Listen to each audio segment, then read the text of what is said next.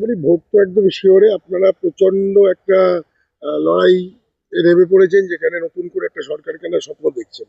সবই ঠিক আছে, কিন্তু কোথাও দাঁড়িয়ে মনে হচ্ছে না 2026 সালের ভোটে ভোটারের থেকে তথাকথিত ভোট প্রার্থী বেশি, মানে যে যেখানে পারছে, যে যে কোনো একটা দলের সিম্বল নিয়ে যখন তখন বলছে আমি দাঁড়িয়ে পড়ছি। সে সাংবাদিক থেকে শুরু করে বাড়ির কাজের ঠিকাদারি মহিলা, কাউকে বাদ দিচ্ছে না, যে কোনো দল।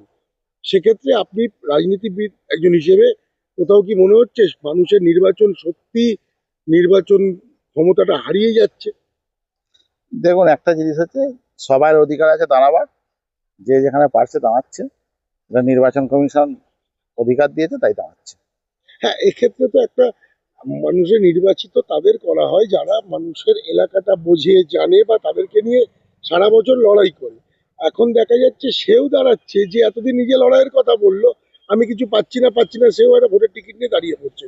এরকম সাংবাদিকও আছে, এরকম বাড়ির থেকে মহিলাও আছে যে বিজেপি থেকে দাঁড়িয়েছে, তৃণমূল থেকে দাঁড়িয়ে প্রচুর আছে।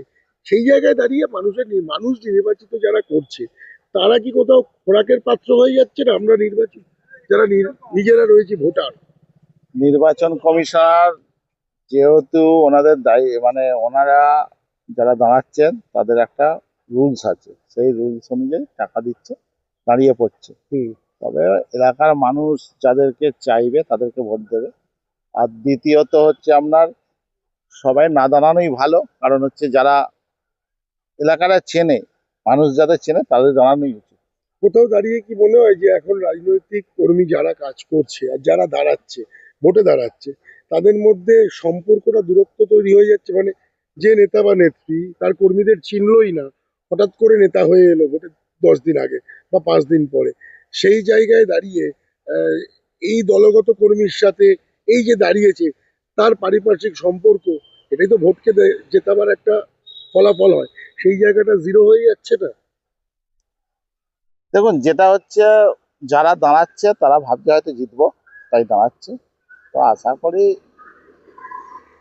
নির্বাচনের দাঁড়ানোর আগে চিন্তা করা উচিত যে আমি যে দাঁড়াবো, আমার এলাকায় কতটা গ্রহণযোগ্যতা আছে। এইটা সব মানুষকেই উচিত এটা আগে যাচাই করে নেওয়া। তাহলে হেরে যাওয়ার পরে দলেরও তো ভাবমূর্তি খারাপ হচ্ছে। হেরে যাওয়ার পর দেখুন, এখানে লড়াইটা হচ্ছে তৃণমূল ভার্সেস বিজেপির লড়াই চলবে। এবার কোথাও কোথাও কোনো কোনো জায়গায় হয়তো দু একটা রাজনৈতিক দল আছে, তাদের সঙ্গে খুব লেয়ার দু একটা দলের সঙ্গে লড়াই হবে। এবং যাদের জনপ্রিয়তা আছে তারা হয়তো নির্দলে দাঁড়ালে সামান্য কিছু ভোট পাবে। এটাই হচ্ছে মোদ্দা কথা। আপনি পরিষ্কার দুটো দলের নাম তুললেন বলে আমি দলের নামে আসছি, তৃণমূল এবং বিজেপি। সিপিএমও ক্যান্ডিডেট দিয়েছে, কংগ্রেসও ক্যান্ডিডেট দিয়েছে, এমনকি অধীর রঞ্জন চৌধুরীর মতো একজন এমপি যে ছিলেন, তাকে পর্যন্ত আবার শুরু করতে হয়েছে এমএলএ ইলেকশন দিয়ে। কোথাও কি এই লড়াইটা স্থান পাবে বাংলার ভোটে? দেখুন, এখানে যে লড়াইটা হচ্ছে, সেই লড়াইটা দ্বিমুখী লড়াই আছে। নয় বিজেপিকে ভোট মারবে, নয় তৃণমূলকে ভোট মারবে। দু একটা বললাম, যদি কোনো এক জায়গায় দু একটা, দু একজন মানে যদি লড়াই দিতে দেয়, লড়াই দেবে, জেতা হারা পরের কথা হবে। আচ্ছা, এই যে মানুষগুলোর কথা আমরা আলোচনা করছি, যে দলগুলোকে মানুষ হতে হিসেবে চিনলো না, কিন্তু তারা দাঁড়িয়ে পড়লো, সেটা হুমায়ুন হুমায়ুন কবির হতে পারে, সেটা নওশাদ সিদ্দিকী হতে পারে, সেটা আরো 10 জন হতে পারে। আমার প্রশ্ন হচ্ছে, এদেরকে দিয়ে সত্যি কি রাজনৈতিক ভাবে সমাজের উপকার হয় বলে আপনি মনে করেন? দেখুন, আমি আপনাকে বারবার বলছি, একবার বলছি না, যেটা হচ্ছে এখন ভোটটা দুমুখী লড়াই এসে গেছে। যারা দাঁড়াবে, তৃতীয় কোনো রাজনৈতিক দল, তারা মহাশূন্যে পৌঁছাবার জন্য দাঁড়াবে। তো এখানে লড়াইটা বিজেপি ভার্সেস তৃণমূলেরই হবে। আপাতত আপাত দৃষ্টিতে যদি আপনার বিধানসভা অঞ্চলে আসি, চণ্ডীতলায়, আপনি লড়াইটাকে কিভাবে দেখছেন? দেখুন, এখানে লড়াই দ্বিমুখী লড়াই। এখানে বিজেপির সাথে তৃণমূলেরই লড়াই হবে, এ নিয়ে কোনো দ্বিধা নেই। আর সিপিএম এখানে, মানুষ সিপিএম কে দেবে না। 34 বছরের সিপিএম কে মানুষ দেখে নিয়েছে। যেহেতু 34 বছরের একটা অপশাসন চলেছে, 15 বছরের তৃণমূল সরকার চলছে, তারাও সিপিএম এর মতন অপশাসন চালাচ্ছে। এবারের নির্বাচনে ভারতীয় জনতা পার্টি ক্ষমতা আসারই, মানে একটা মানুষের একটা রায়, সেই রায়ের দিকেই পৌঁছাচ্ছে। তো এখানে ভারতীয় জনতা পার্টির সাথে তৃণমূলেরই লড়াই হবে। আচ্ছা, বিজেপি যদি সরকারে আসে তাহলে বিরোধী দল হিসেবে কাকে চাইছেন? বিজেপি যদি সরকারে আসে, বিরোধী দল হিসেবে আমরা ভারতীয় জনতা পার্টি সবসময় চাইবো শাসক দলকে, যারা আছে আজকে সেই তৃণমূল কংগ্রেসকে চাইবো। আচ্ছা, আর লাস্ট একটি প্রশ্ন, সেটা হচ্ছে আপনি তো প্রচারে আসেন, বিভিন্ন মানুষের কাছে যাচ্ছেন প্রার্থীকে নিয়ে।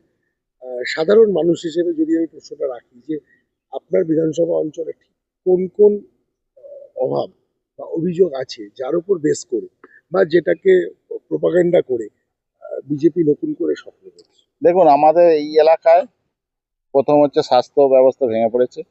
এখানে হসপিটালকে উন্নততর করতে হবে এবং জল নিকাশি ব্যবস্থা পুরোপুরি ভেঙে গেছে। এই জল নিকাশি ব্যবস্থার জন্য খালগুলোকে সংস্কার করতে হবে। যেটা হচ্ছে ডানকুনিতে একটা ফ্লাই ওভার হয়েছে, সেই ফ্লাইওভারের নিচে একটা যাতে যাতে আন্ডারপাস করা যায় সেইটাকে চেষ্টা করতে হবে। আর গোবরায় একটা ওভারব্রিজের চেষ্টা করতে হবে, রাস্তাঘাটে সংস্কার করতে হবে এবং স্কুল বা কলেজ এগুলি উন্নতি করতে হবে। এখানে একটা কলেজের ব্যবস্থা করতে হবে। রিসেন্ট ডানকুনি অঞ্চলে একটি কলেজের খুব দাবি উঠেছে, সমাজসেবী থেকে শুরু করে রাজনৈতিক দলেরাও বলছে, সাধারণ মানুষ তো বলছেই। সেটা আপনারা কি ভাবছেন? দেখুন, এখানে চণ্ডীতলা বিধানসভায় একটা কলেজের দরকার আছে, কারণ অনেকগুলো স্কুল আছে, কয়েকটা স্কুল আছে এবং কলেজটা নেই। কলেজটা হওয়া খুবই প্রয়োজন, কারণ হচ্ছে আমাদের এখানকার ছেলেরা কলকাতায় যাচ্ছে কলেজে, কিন্তু এখানে একটা কলেজ হলে এখানকার ছেলেদের উপকৃত হবে, এখানকার যারা ছাত্র আছে তারা খুব উপকৃত হবে। বিজেপির রাজনৈতিক কর্মী হিসেবে বিধানসভার মানুষের কাছে আপনার কি চাহিদা থাকে? বিজেপির রাজনীতিক কর্মী হিসেবে মানুষের কাছে চাইবো যে সামনে যে নির্বাচন আসছে সেই নির্বাচনে ভারতীয় জনতা পার্টিকে দুহাত তুলে ভোট দিন আপনারা।